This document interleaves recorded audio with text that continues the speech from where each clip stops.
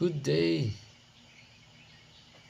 The verse of the day is found in the book of Psalms. The Bible says, all sheep and oxen, and the beasts of the field.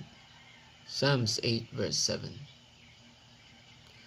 This verse highlights humanity's dominion over all creatures, both domesticated and wild, as part of God's creation mandate.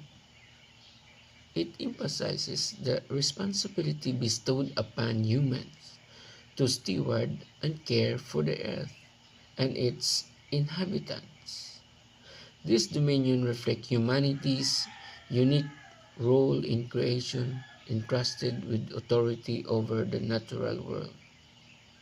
Psalms 8 verse 7 underscores the honor and responsibility given to humans to govern and protect God's creation, reflecting His glory through wise and compassionate stewardship. Be blessed, read the Bible, because the days is at hand.